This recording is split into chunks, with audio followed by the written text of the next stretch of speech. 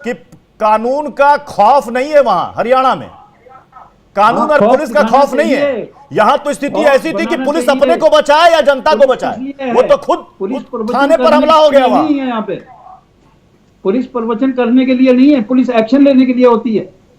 चलिए, बड़ी बात इन्होंने कही, पुलिस प्रवचन करने के लिए नहीं है, ये पीस कमेटी खेलना बंद हो और सीधे एक्शन लिया जाए। संजय राणा जी बिल्कुल गलत कह रहे हैं? नहीं बिल्कुल सर, नहीं हमारा साहब बिल्कुल सही कह रहे हैं। अपना अनुभव अपना तजुर्बा बता रहा है। देखिए, एक तो पूर्व आईपीएस अधिकारी हैं और वो खुद सेवा नेतृत्व होते हैं, समझ सकते हैं चीजों को कैसे हैंडल किया जाता है। देखिए प्रत्युष जी, जब तक आप सरकार एक्शन नहीं लेगी, एक्शन मतलब ऐसा नहीं उठा करके बंद कर दीजिए, जैसे आप बंद करेंगे 4 मददगार यहाँ पे खड़े हो जाएंगे उनका केस लड़ने के लिए, पूरी की पूरी जमात आ जाती है उनके फाइनेंस करने के लिए। तो ऐसा नहीं होगा, इनके साथ वही कार्रवाई होनी चाहिए जो अवाना साहब ने बोली है, जो योगी जी करते हैं। भैया डंडा बजेगा तभी ठंडा रहेगा मामला, डंडा नहीं तो ठंडा नहीं रहेगा मामला। इन लोगों की आदत बिगड़ चुकी है और इसका इतिहास देखिए, मेवात का इतिहास देखेंगे। एक राष्ट्रीय चैनल पर बैठकर गैर संवैधानिक गैर कानूनी बात करेंगे जो संविधान ये देखो, अब लगे संविधान समझाने दी जाएगी। अरे शांत हो जाओ, पानी पियो। आप समझाओगे मुझे कानून, आप समझाओगे कानून, क्या संवैधानिक गैर संवैधानिक? आपका आदमी अगर ओवैसी का भाई बोलता है 15 मिनट के लिए पुलिस हटा दो, तब इनको बता देंगे तुम संवैधानिक था और तुम यहाँ पर बैठ के संविधान समझा रहे हो। एक मदरसे छाप से और खजूर के नीचे बैठ के ज्ञान प्राप्त आदमी से मुझे संविधान नहीं सीखना है। आप लोग के साथ समस्या है, संविधान की किताब लेके खड़े हो जाते हो जब आपके पक्ष में होता है, जब विपक्ष में जाते हो हम नहीं मानेंगे, हम नहीं मानेंगे, ज्ञान वापी का हुआ नहीं मानेंगे, बाबरी का हुआ नहीं मानेंगे, जो पक्ष में लेकिन वर्षिप एक्ट 1991 हम मानेंगे। अरे सेलेक्टिव होना बंद कर दो मान्यवर, सेलेक्टिव होना बंद कर दो। आप इतने ज्यादा पीस के पुजारी हो ना, तो आप ही क्या पत्थर क्यों फेंके जाते, इसका जवाब क्यों नहीं देते हो? हिंदुस्तान हो, चाहे वो फ्रांस हो, चाहे वो स्वीडन हो, चाहे वो ऑस्ट्रेलिया हो, दुनिया के किसी भी देश में ये शांति प्रिय लोग ही क्यों पत्थर फेंकते और बम फेंकते, अनुजात्रे हमारे साथ जुड़े हुए हैं, अनुजात्रे स्टूडियो में आ चुके हैं, कांग्रेस के नेता है। अनुजात्रे, किसकी जिम्मेदारी है शहर को, जिले को, राज्य को शांत करने की? देखिए, किसी भी राज्य को, किसी भी शहर को, किसी भी जिले को जिम्मेदारी किसकी होती है? वहां के लॉ एंड ऑर्डर मेंटेन करना, जनता की सुरक्षा देना किसकी जिम्मेदारी है? पुलिस की जिम्मेदारी है। पुलिस किसके अधीन होती है? पुलिस राज्य सरकार के अधीन होती है, प्रशासन राज्य सरकार के अधीन होता है। तो ये सरासर जो है, क्या वजह है कि आखिर क्यों वहां पर ढिलाई बरती गई? जिस तरह से जो नूह का क्षेत्र है, जो मेवात का क्षेत्र है, सबको पता है कि हरियाणा का सबसे ज्यादा अगर सेंसिटिव क्षेत्र कोई है तो वो मेवात का नूह का क्षेत्र है। अगर वहां से शोभा यात्रा बीते 3 दशकों से शांतिपूर्वक तरीके से निकली है, अगर बीते 75 सालों में हरियाणा में कोई भी सांप्रदायिक दंगा नहीं हुआ, तो आखिर क्या कारण है कि कल वहां पर जब शोभा यात्रा निकली तो यह दंगा होने दिया गया, ये उस यात्रा के ऊपर हमला होने दिया गया? क्यों नहीं वहां पर सुरक्षा के प्रॉपर इंतजाम किए गए थे? कैसे वहां पर लोगों ने पहले से प्लान्ड वे में जो है सब तैयारी कर रखी थी? कहां गई वहां की सरकार की LIU, कहां गई वहां की CID, कहां गई वहां के उनकी इंटेलिजेंस? ये कहां सब सो गए थे? किसका फेलियर है? और अगर फेलियर है और कार्रवाई की बात हो रही है तो कार्रवाई अराजकता स्थिति से नहीं होनी चाहिए। इस देश में अराजकता फैलाने की इजाजत किसी को नहीं है, लेकिन जिसने अपनी जिम्मेदारी इसमें फेलियर किया है, सबसे पहले उसकी फेलियर, उसको सजा मिलनी चाहिए। जो अपराधी हैं उनको सजा मिलनी चाहिए, उनके पक्ष में कोई खड़ा नहीं होगा। जो उपद्रवी हैं उनको सख्त से सख्त सजा मिलनी चाहिए। लेकिन जिन्होंने उस उपद्रव को फैलने दिया गया, जिन्होंने वहां पे अपराधियों को पनाह देने का प्रयास किया है, जिन्होंने उनको फ्री हैंड दिया है, वो उनकी जिम्मेदारी कौन तय होगी? कहां है हरियाणा की सरकार, जो वहां के मुख्यमंत्री, जिनका 2 दिन पहले बयान आता है किसी स्टेज पे बैठ करके एक आम व्यक्ति को कहते हैं कि ज्यादा बोलेगा तो तुझे फांसी पे लटका दूंगा, उससे पहले बोलते हैं कि इसका सर फोड़ दो, उससे पहले बोलते हैं कि मैं तेरा गला काट दूंगा। इस तरह की भाषा बोलने वाला मुख्यमंत्री अगर वहां पर लॉ एंड ऑर्डर नहीं मेंटेन कर सकते हैं तो भारतीय जनता पार्टी आखिर क्यों ऐसे व्यक्ति को मुख्यमंत्री पद पर बैठे देने देती है? आखिर कहां है वहां के गृह मंत्री जो बोलते हैं कि हम बिल्कुल भी कार्रवाई वहां पर इस तरह की हरकतें बर्दाश्त नहीं करेंगे, लेकिन आपकी नाक के नीचे हरकत होती है? यह कल होती है और कल इतनी बड़ी घटना होने के बाद आज हरियाणा के गुरुग्राम में फिर वही घटना दोहराई जाती है। इतना बड़ा दंगा आज हुआ है हरियाणा के गुरुग्राम में, इस पर जवाब जबकि दीजिएगा, पूरे हरियाणा में जवाब दीजिएगा, लेकिन इससे पहले sensitive क्षेत्र घोषित हुआ हुआ है। आत्री जी, इससे पहले मैं एक बयान सुनाना चाहता हूं वीएचपी का, प्लीज प्ले कीजिए। आसपास के गांव में महापंचायत की जाएंगी, निर्णय वहां का समाज लेगा। ये यात्रा कंटिन्यू करनी है तो कब करनी है, दोबारा से कब दोबारा होगी, पहले से ज्यादा जोर शोर से होगी, पूरे दमखम के साथ वहां पर जाएंगे और इस अधूरी यात्रा को पूरा करके भगवान शंकर का आशीर्वाद लेंगे। तिथि कौन सी होगी, स्वरूप क्या होगा, ये उन महापंचायतों के अंदर तय किया जाए। भारत के कुछ मुस्लिम नेता, कुछ मौलवी निरंतर किसी न किसी बहाने से भड़काते हैं, चाहे बुर्के का बहाना हो, चाहे CAA की बात हो, चाहे यूनिफॉर्म सिविल कोड हो, इस्लाम खतरे में है। बार बार मुस्लिम समाज को ये एहसास कराया जाता है कि आपको मानो यहां खत्म करने की योजना चल रही है। और इसीलिए आप देखते हैं, चाहे मुहर्रम का मौका हो, चाहे ईद का या रमजान का, हिंदुओं पर हमले होते हैं। संजय राणा, ये तो पूरा मामला हिंदू मुस्लिम हो गया है। देखिए, वीएचपी कह रही है कि हम अधूरी यात्रा अब इसको पूरी करेंगे, पूरे दमखम के साथ करेंगे। ये इस सिचुएशन में प्रत्युष जी, अब ये बताइए, एक आदमी अपनी देश में अपनी धर्म के लिए यात्रा निकाल रहे, उस पर पत्थर मारा जा रहा है, वो बेचारा उफ भी ना करे। आप बोलते हैं मार खाते रहो, लेकिन उफ मत बोलो। ये हालत हो गई देश में हिंदुओं की। अभी हमारे जो सूडो सेक्युलर गैंग के हमारे जो प्रवक्ता कांग्रेस के बैठे, बोले सेंसिटिव इलाका है, मेवात सेंसिटिव इलाका है। मतलब जितने भी जहां पे मुस्लिम ज्यादा, वो सेंसिटिव क्यों हो जाता है? वो क्या, अभी आपने शब्द यूज किया मिनी पाकिस्तान, तीन डायरेक्टली उसका मतलब ये हो गया कि मिनी पाकिस्तान है वो। भाई हम बताइए, इस देश में हम सब रहते हैं, अगर वो धर्म की यात्रा कोई निकाल रहा है, चाहे हिंदू हो, मुस्लिम हो, किसी भी धर्म को मानने वाला, सेंसिटिव कैसे हो सकता है? ये शब्द का उपयोग कौन कर रहा है? हमारे कांग्रेस पार्टी के प्रवक्ता कर रहे हैं। तो आप जान सकते हैं इनकी मानसिकता क्या है, किस तरह से हिंदू और मुसलमानों को बांटा जा रहा है। ये सोफिस्टिकेटेड वर्ल्ड है, सेंसिटिव वर्ल्ड। देखिए सेंसिटिव है ना। 73,000 ये मेवात का क्षेत्र तो गांधी जी का बनाया हुआ है।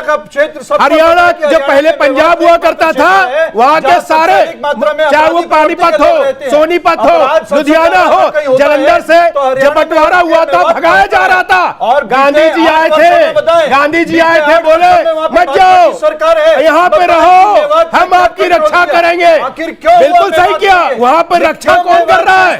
वो हिंदुओं का विनाश कर रहा है। रक्षा कौन कर रहा है? रक्षा आप नहीं कर रहे भाई, अरे हिंदू रो भी नहीं सकता है हिंदू।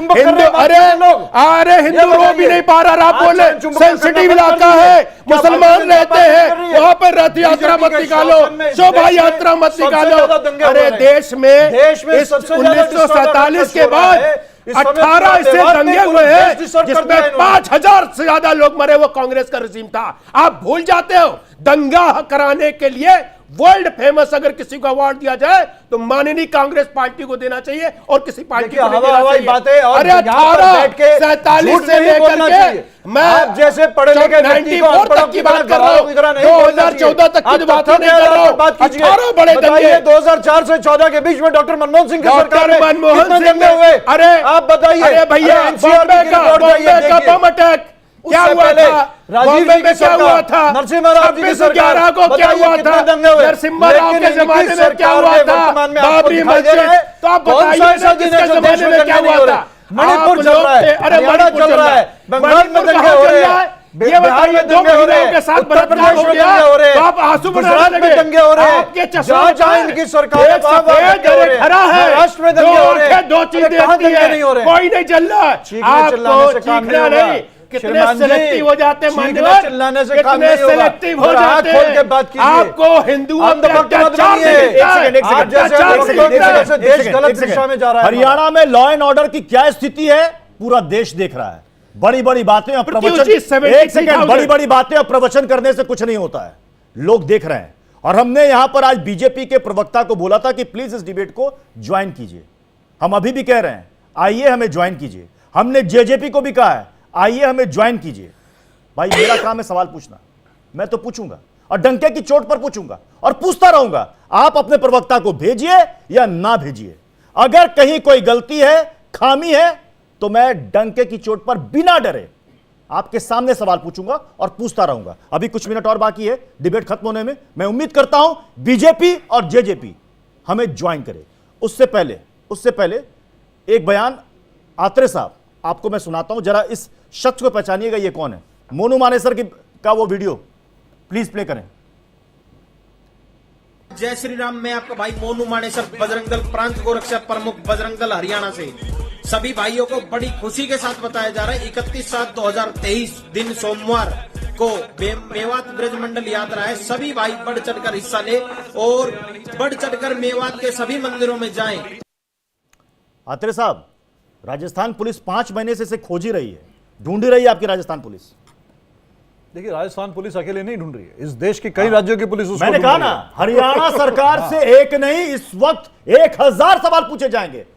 इसके राजस्थान पुलिस 5 महीने से ढूंढ रही है। देखिए, ये फरार है ना, अपराधी फरार है। अभी आप लॉ एंड ऑर्डर पर सवाल खड़े कर रहे थे ना, तो अगर आपका कानूनी पंजा इतना मजबूत है तो इसको दबोचिए और खींच कर लाइए। बिल्कुल दबोचेंगे, ये जहां छुपा होगा। इस बात के इंतजार कर रहे हैं। पंजा कमजोर हो चुका है, दबोचिए ना, खत्म हो गई। ये वांटेड हत्या का आरोपी 5 महीने से वीडियो बना रहा है इसके फेसबुक पर और सोशल साइट पर इसके हजारों फॉलोअर्स बढ़ते जा रहे हैं, और ये गुंडा आके वीडियो पोस्ट कर रहा है और पुलिस देख रही है कि साहब हम इसको पकड़ लेंगे। अभी भी आप 5 महीने के बाद कह रहे हैं पकड़ लेंगे। देखिए पृथ्वी जी, आपको मैं दावे से क्या पकड़ रहे हैं? तीतर बटेर पकड़ रहे हैं। ये राजस्थान की धरती में नहीं मौजूद है। अच्छा, ये राजस्थान तो लाइए ना, खींचिए, हरियाणा से खींचिए, जहां पर होगा इसको खींच के लाया जाएगा। लेकिन ये चूहे की तरह जो दुम दबा करके बिल में घुसा बैठा है, इसको निश्चित तौर पे सरकार जो है और पुलिस संरक्षण नहीं देगी।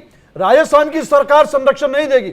हरियाणा की सरकार ने अगर कहीं ना कहीं बीजेपी ने इसको छुपा के रखा हो तो हम इसमें कुछ कह नहीं सकते। सही बोला।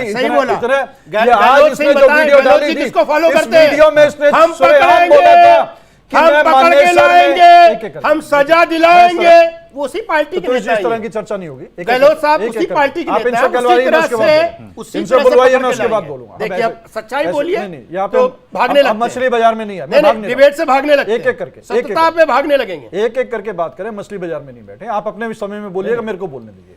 हरियाणा पुलिस ने क्या किया संजय भाई, ये बताइए। हरियाणा का वो ये कहां का रहने वाला है मोनू मानेसर, पता है आपको? बिल्कुल पता है, लेकिन केस कहां पे हुआ? अभी था? आप एक सेकंड लंबा चौड़ा भाषण और प्रवचन।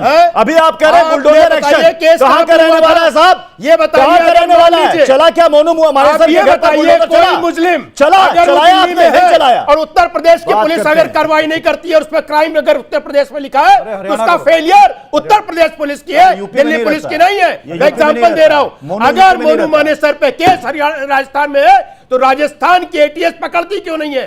उनकी एटीएस क्या सो रही है? पकड़ नहीं सकती, इंटेलिजेंस नहीं है, उनके पास कुछ नहीं है। आइए पकड़ के ले जाइए हरियाणा से। मैं अवाना साहब आपके पास आ रहा हूं। ये नूरा कुश्ती चल रही है क्या? राजस्थान पुलिस देखे, हरियाणा पुलिस देखे?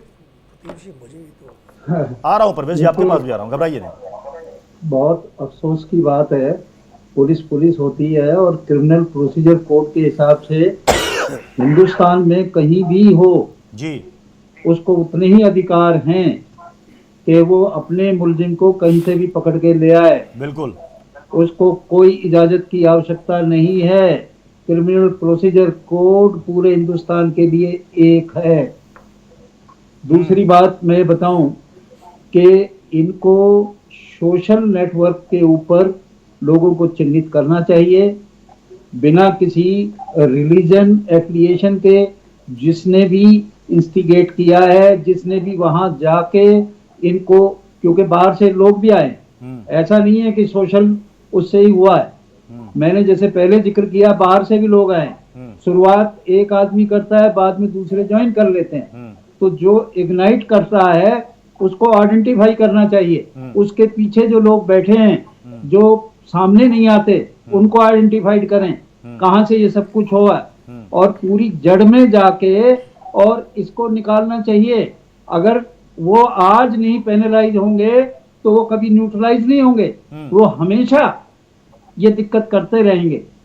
अभी उनको सच्चाई से पेश आना चाहिए, देखें कि क्या है, कहाँ है। मुझे एक बात समझ में नहीं आ रही है अवाना साहब कि ये घटना घट जाने के बाद, हिंसा हो जाने के बाद, तब इंटरनेट पर बैन लगा दिया जाता है। एक ट्रेंड बन गया है सभी सरकारों का, 4 दिन के लिए, 3 दिन के लिए, 5 दिन के लिए इंटरनेट बंद, स्कूल कॉलेज बंद। उससे पहले सोशल साइट पर जो जहर फैलाया जाता है उस पर कोई कुछ क्यों नहीं कहता? 2 दिन से सब कुछ चल रहा था।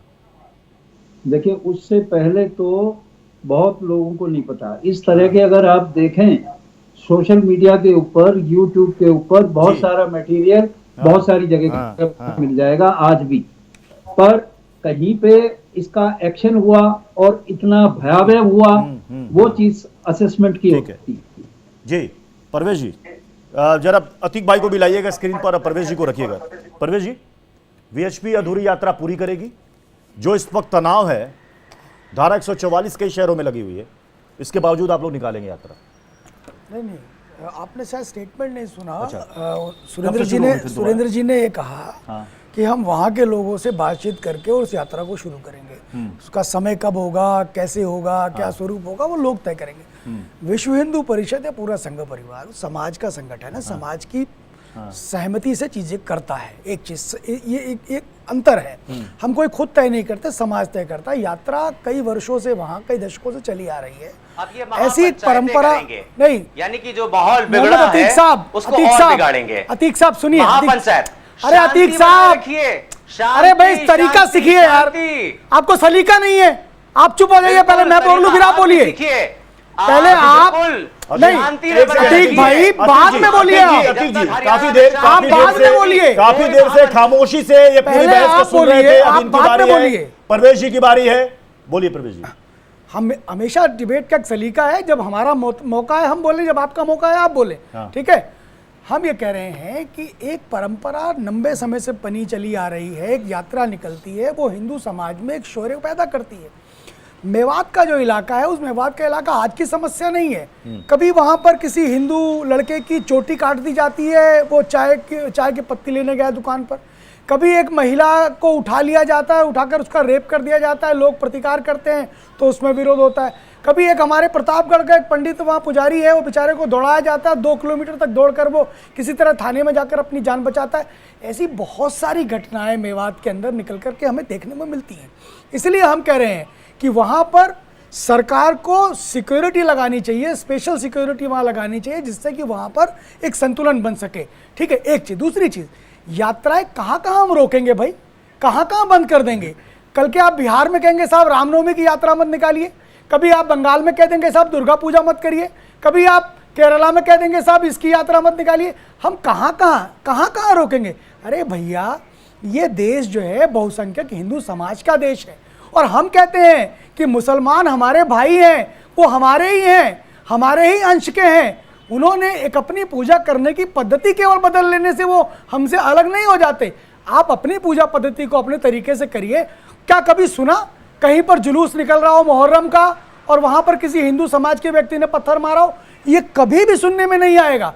कभी भी हिंदू आबादी के इलाके से कभी भी निकल कर जाए मुहर्रम का जुलूस, मारने वाले लोग आपके मुताबिक कौन है? एक मिनट परवेश जी, परवेश जी, ये पत्थर मारने वाले लोग कौन है? अगर सरकार कह रही है कि इसके पीछे कोई मास्टरमाइंड है, कोई गहरी साजिश है, तो वो कौन है? मेवात का जो इलाका है वो तबलीगी जमात के साथ जुड़े हुए लोग भी हैं। कट्टर मेव जो मुसलमान है वो कट्टर मुसलमान, एक ट्रेडिशनल मुसलमान है। मतलब आप कह रहे हैं तबलीगी जमात है इसके पीछे? नहीं, मैं ऐसा नहीं कह रहा। मैं कह रहा हूं वो इलाका पूरा जो है वो इस प्रकार का रहा है, वहां इस तरह की गतिविधियां रही हैं। ठीक है, तो इसलिए मैं कह रहा हूं कि उस पर विशेष अटेंशन देने की जरूरत है। लेकिन प्रश्न मैं ये भी कर रहा हूं प्रत्युष जी कि कभी हिंदू बहुल इलाकों में ऐसा क्यों नहीं होता है? हिंदू बहुल इलाकों में क्यों नहीं ऐसा होता है? ये सवाल इनका वाजिब है कि आप कहां कौन सी यात्रा को रोकेंगे। तब तो फिर देश के अंदर जितनी भी समुदाय धर्म विशेष के लोग रहते हैं सभी को अपनी यात्राओं को रोकना पड़ेगा। आपका मुहर्रम का ताजिया रुक जाएगा, या रामनवमी, दुर्गा पूजा, सारी यात्राएं रुक जाएंगी। देखिए प्रत्युष जी, मैं इस बात का जवाब जरूर दूंगा, लेकिन मैं ये कहूंगा कि भारतीय जनता पार्टी की सरकार जो है वो मणिपुर में 2.5 महीने तक जो दोषी होते हैं उनको गिरफ्तार नहीं कर पाती है। अरे मणिपुर में बताओ भैया, यहाँ पे आओ। हरियाणा में मोनू मानेसर घूम रहा है, उसको गिरफ्तार नहीं कर पाती है। और दरअसल बात यह है कि जो कह रहे हैं कि इंजीनियरिंग करी गई है, दरअसल इंजीनियरिंग उन्होंने इसलिए करी है कि मणिपुर का मुद्दा अब भारतीय जनता पार्टी के लिए गले की फांस बन गया है, तो लिहाजा उसको कम किया जाए। दूसरे ये जो यात्राएं निकालते हैं, मस्जिदों पे अपने झंडे लगा देते हैं, मस्जिदों में घुस के कुरान जला देते हैं, मस्जिदों की मीनारों को गिरा देते हैं, और ये बड़े पाक साहब बने हुए हैं। ये 25,000 जो